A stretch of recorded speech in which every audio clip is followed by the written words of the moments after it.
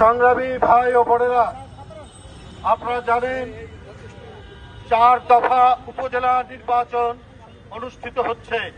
এই নির্বাচন সম্পূর্ণরূপে ভুয়া জালিয়াতির নির্বাচন।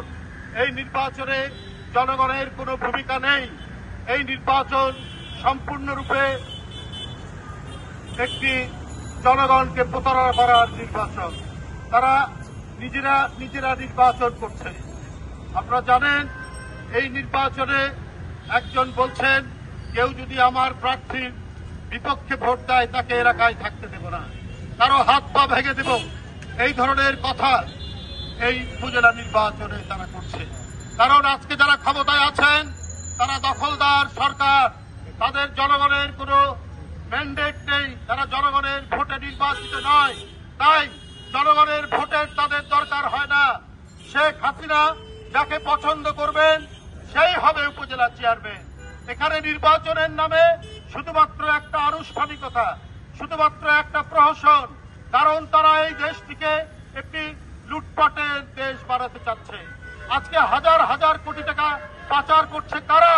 এই আওয়ামী লীগ এবং তাদের ঘনিষ্ঠ জনরা, তারাই আজকে পাচার করছে। বন্ধুরা আমার, আজকে দুবাইয়ে 394টি বাড়ির খবর পাওয়া গেছে, অত্যন্ত না খুব দামি বাড়ি, 643টি সম্পদের আজকে সংবাদ ছাপা হয়েছে। এরা কারা? এরা হচ্ছে এই সরকারের ঘনিষ্ঠ জন। তারা এই যে ব্যাংক লুট করেছে, এই যে দেশের সম্পদ লুট করেছে, এই যে ফ্লাইওভার পদ্মা সেতুর টাকা লুট করেছে, এই টাকা দিয়েই তারা আজকে দুবাইয়ে বাড়ি বানাচ্ছে। সেই সংবাদ আজকে প্রকাশিত হচ্ছে। এটাও আর লুকিয়ে রাখা যাচ্ছে না, এইটা আজকে বাংলাদেশের মানুষের কাছে প্রচার হচ্ছে। আজকে একের পর এক ব্যাংক লুট হয়ে ব্যাংকগুলো ধসে গেছে। এখন একটি ব্যাংক আরেকটি ব্যাংকের সাথে মার্জ করার জন্য নির্দেশ দিয়েছে সরকার। কই মন্ত্রীদের নামে, এমপিদের নামে আপনারা ব্যাংক দিয়েছেন, জন্য তারা এই ব্যাংক দিয়েছে, সেই ব্যাংকগুলো আজকে লোপাট করে দিয়েছে।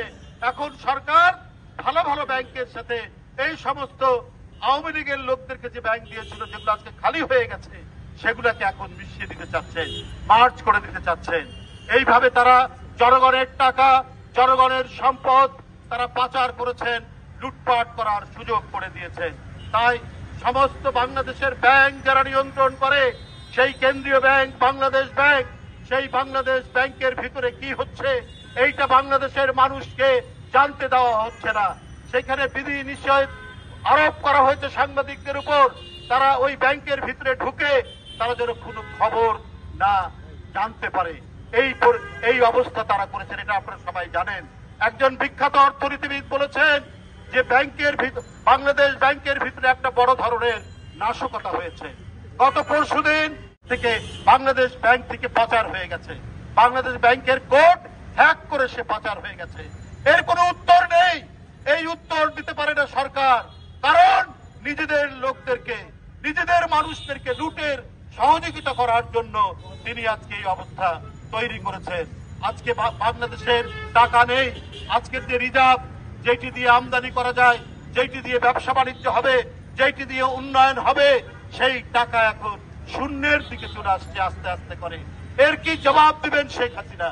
এর জবাব তিনি দিতে পারবেন না, কারণ তার লোকেরাই এই লুটপাট করেছে। আজকে অভাবী মানুষ ঠোঙাই করে, কাগজের ঠোঙাই করে কোন রকমে কয়েকটি শাকসবজি নিয়ে বাড়িতে যায়, মাছ কিনতে পারে না, মাংস কিনতে পারে না। এটা বড় মৌসুম, ধান কাটার সময় 1 মণ ধান বিক্রি করে 1 কেজি গরুর মাংস কেনা যায়। এই শেখ হাসিনার আমলে এই পরিস্থিতি এখানে তৈরি হয়েছে। বন্ধুরা আমার, চারিদিক থেকে ব্যর্থ সরকার, এই সরকার সম্পূর্ণ ব্যর্থ হয়ে গিয়ে এখন গোটা জাতিকে ফতুর করার জন্য একের পর এক আর্থিক খাত, সামাজিক খাত, প্রত্যেকটি খাতে এখন প্রচন্ড নৈরাজ্য বিরাজ করছে। শিক্ষা খাত, আপনার জিপিএ প্লাস আর জিপিএ কি গোল্ডেন প্লাস, এগুলোর ছড়াছড়ি আগে আমরা কখনো দেখিনি। আপনার কোয়ালিটি শিক্ষার তৈরি না করে এই যে যারা জিপিএ প্লাস পাচ্ছেন, এরা কেউ উচ্চ শিক্ষার জন্য বিশ্ববিদ্যালয়, ইঞ্জিনিয়ারিং কলেজ, মেডিকেল কলেজে ভর্তি হতে পারছেন। এটা দেখানো হচ্ছে যে আমরা অনেক পাস করায়, অনেক আমাদের আমলে জিপিএ প্লাস পাচ্ছে। আসলে আপনার শিক্ষার মান, গুণগত মান নিচে করে দিয়েছে, অত্যন্ত নিচে করে দিয়েছেন। রাজনৈতিক উদ্দেশ্যে এই সমস্ত করা হচ্ছে, এই জিপিএ প্লাসের ছড়াছড়ি করা হচ্ছে বলে আজকে জনগণ এটা বিশ্বাস করে। এখানে প্রকৃত শিক্ষা নেই। আজকে পাঠ্যপুস্তকগুলো ফুলে ভরা, এইটা দিয়ে কখনোই একটি শিক্ষিত জাতি হতে পারে না। গোটা জাতিকে পঙ্গু করার জন্য ওরা শিক্ষাকেও ধ্বংস করেছে, যেমন লোপাট করেছে তারা অর্থনৈতিক খাতকে। তাই বন্ধুরা আমার, এদের প্রত্যেকটি কর্ম সম্পূর্ণরূপে জনগণ বিরোধী। এদের কোন নির্বাচন নয়। ওরা যেমন 7ই জানুয়ারির নির্বাচন একটি প্রহসন দামি নির্বাচন করেছে, ঠিক তেমনি ভাবে ওরা উপজেলা নির্বাচনও করতে চাচ্ছে দামি। নির্বাচন করার দরকার কি? শেখ হাসিনা যাকে ঘোষণা দেবেন সেই হবেন উপজেলা চেয়ারম্যান। সুতরাং ওই নির্বাচন আসুন। আপনারা যারা ঢাকায় থাকেন বা যারা গ্রাম থেকে এসছেন, উপজেলা থেকে এসছেন, আপনারা আপনাদের আত্মীয় স্বজন, আপনাদের বাবা মা, আপনাদের ভাই বোন, আপনাদের এলাকার লোকদেরকে বলবেন এই শেখ হাসিনার দামি নির্বাচনে কেউ যেন অংশগ্রহণ না করে, সেই দিকে আপনারা খবর পাঠাবেন। এটাই হচ্ছে আমাদের বক্তব্য।